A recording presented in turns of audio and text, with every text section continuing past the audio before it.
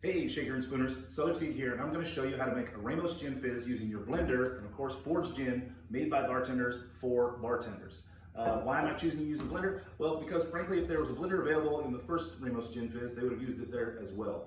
No need to do all that shaking. And we're going to make two because there's never any reason to make just one Ramos Gin Fizz. So we're going to pile everything into the blender and here's where we're going to start. I've already squeezed some fresh juice. I've got both 1 ounce of lemon as well as 1 ounce of lime juice. Then we're going in with 3 full ounces of heavy cream. Got my jigger here.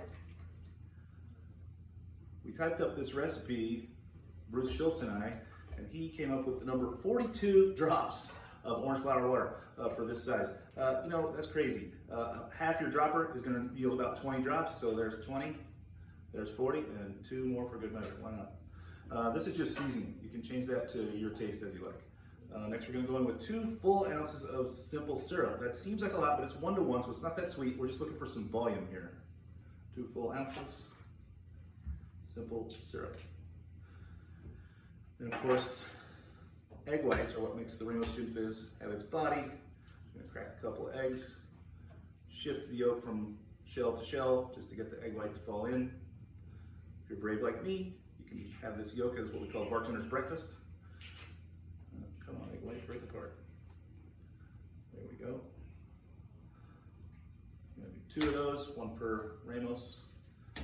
Always crack your egg on a flat surface, not an edged surface, that way you don't force shell into the egg.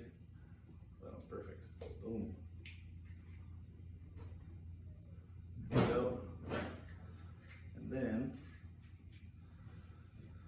we're going to add about 120 grams or so of ice, smallest ice you can get. So you've got just your regular home fridge ice. Just kind of crack it up first. And then of course, star of the show, forged gin. Going in with 3 full ounces of gin.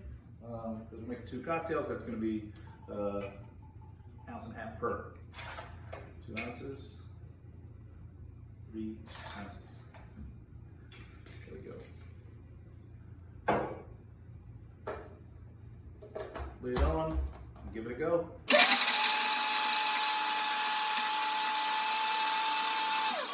You basically want to go until all the ice is gone, right? Then we're going to charge the glass a little. Use some cube soda here. Just about 1 ounce in the bottom of each. Oh, it smells great. Then pour in your Ramos. You're going to get this great texture off this drink. Don't go all the way to the top because we need a little bit of room to add more seltzer, plus create that meringue. A little bit left over there, that's for the bartender. So give this a couple seconds to sit, and we'll be right back. All right, after letting it sit for 30 seconds or so, it'll start to rise up a bit. Tap it. I've got this hard bar here, so I'm just tapping on some napkins. Right? And then right down the middle, gently pouring,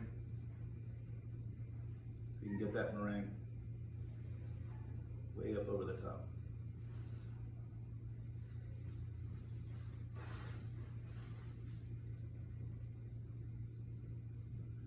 And that, guys, is how you make a Ramos Gin Fizz using forged gin in your blender at home.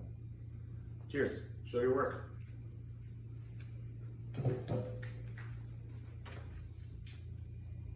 So, you know, I kind of mentioned during the video that the bartender's breakfast, which is pretty common if you're making an egg white drink at the bar, the bartender always holds back the egg yolk.